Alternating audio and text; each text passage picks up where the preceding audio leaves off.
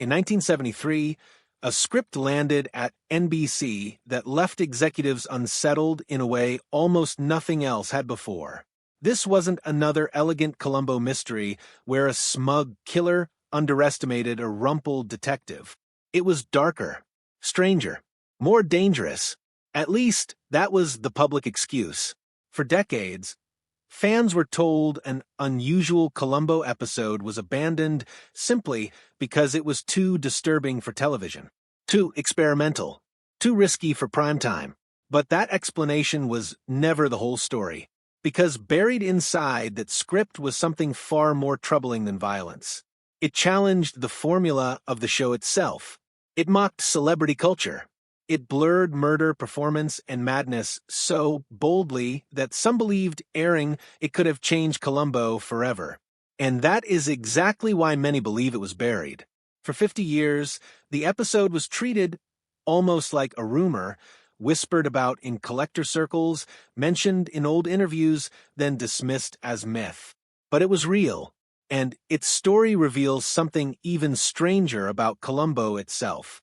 Because long before this forbidden episode existed, the entire show was already breaking rules no detective series was supposed to break. And it all started during a crisis. Back in the early 1960s, Hollywood had ground nearly to a halt during a writer's strike. Production stalled, writers scrambled for work, and two struggling screenwriters, Richard Levinson and William Link, were desperate enough to try something unconventional. They found a loophole. Live television productions were exempt from some strike restrictions.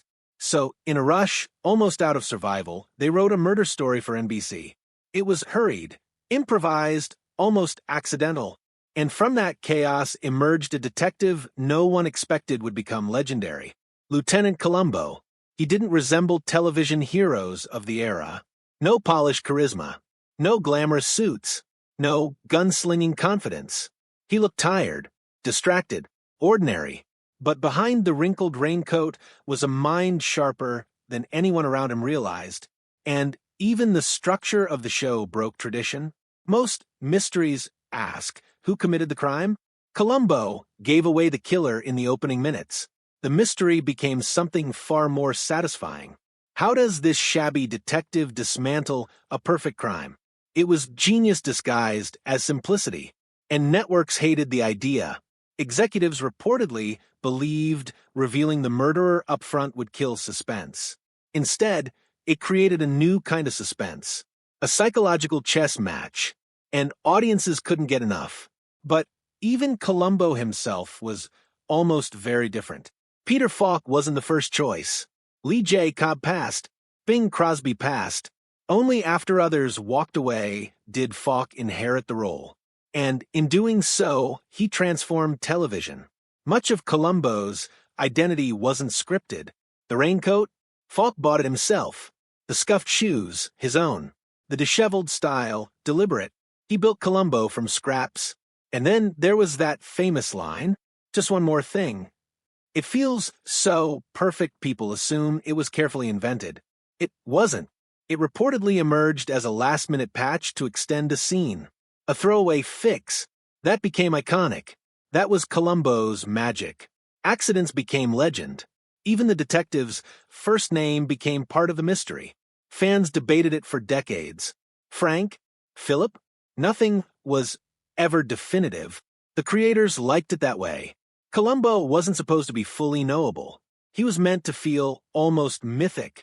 A man who wandered into rooms looking confused while quietly dismantling geniuses. And he always seemed to target the same people, the powerful, the rich, the arrogant. Murderers in Columbo weren't usually desperate criminals. They were surgeons, directors, politicians, millionaires, people convinced they were too sophisticated to be caught. And Columbo made them underestimate him. That was the trap. He didn't overpower criminals. He irritated them into exposing themselves. A forgotten receipt, a misplaced bottle, a contradiction, death by tiny details, and audiences loved seeing privilege undone by a man in a wrinkled coat. That formula made Columbo a phenomenon. Soon it wasn't just successful. It was global. In country after country, Viewers embraced this strange detective who never fired guns or chased suspects through explosions.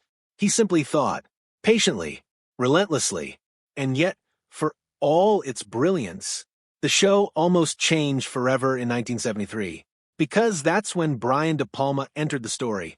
At the time, De Palma was rising fast, already known for darker Hitchcock-inspired work.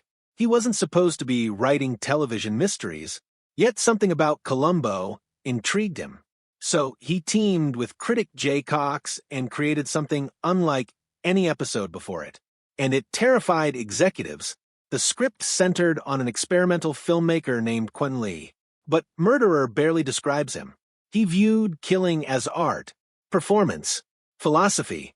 He didn't kill for money or revenge. He committed murder as an artistic statement.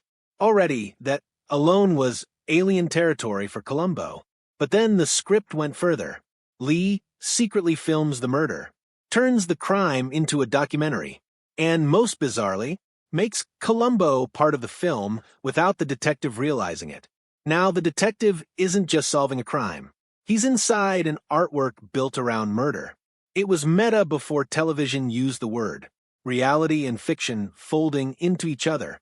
And for 1973, that was radical. Some felt too radical.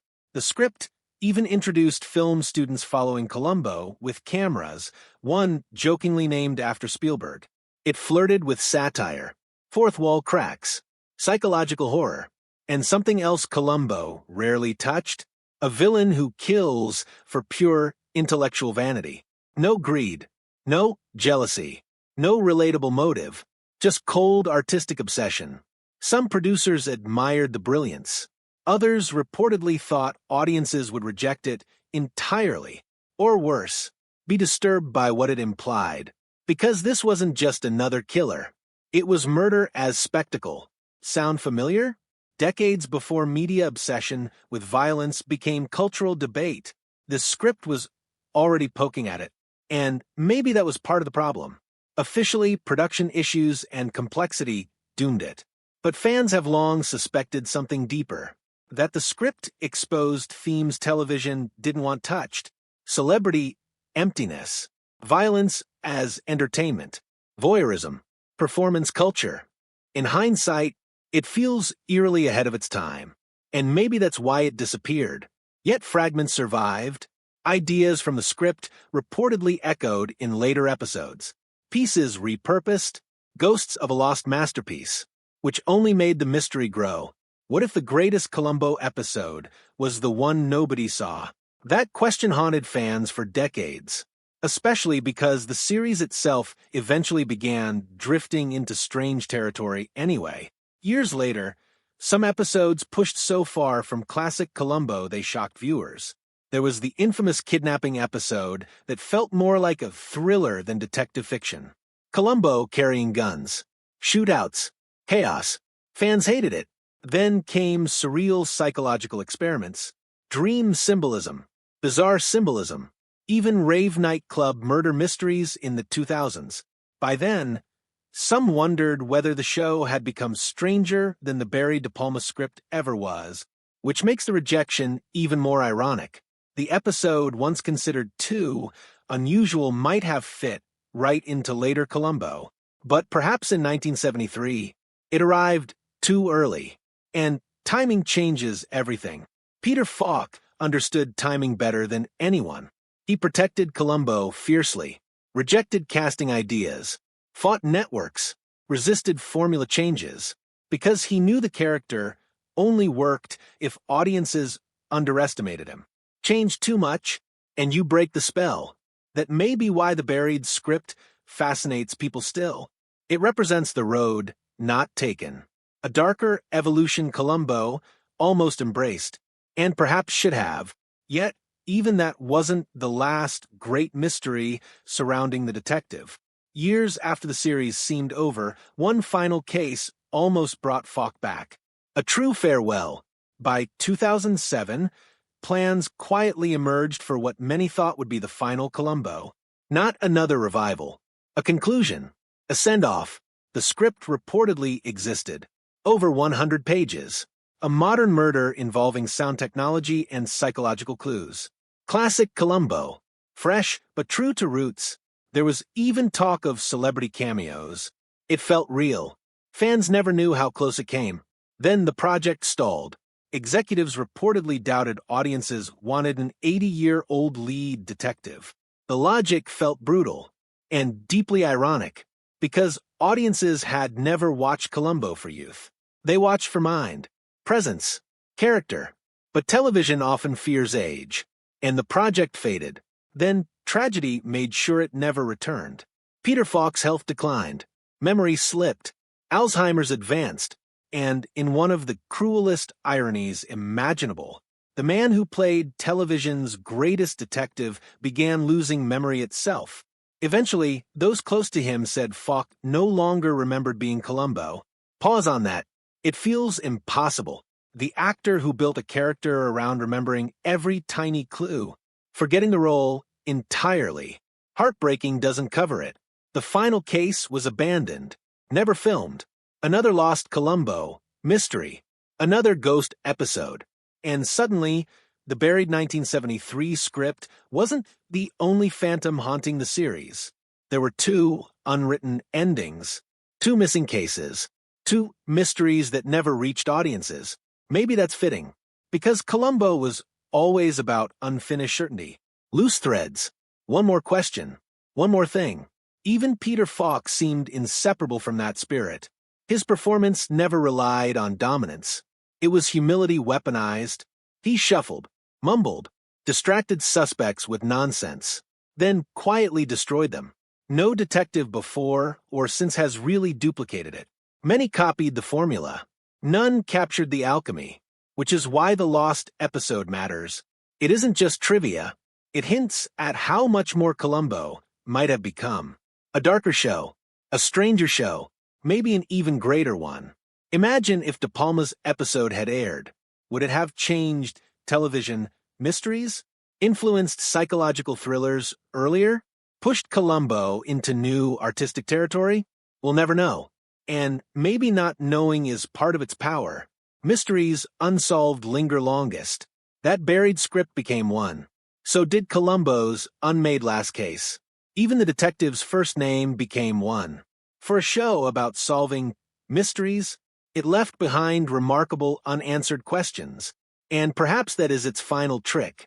Even after decades, Columbo still has one more mystery.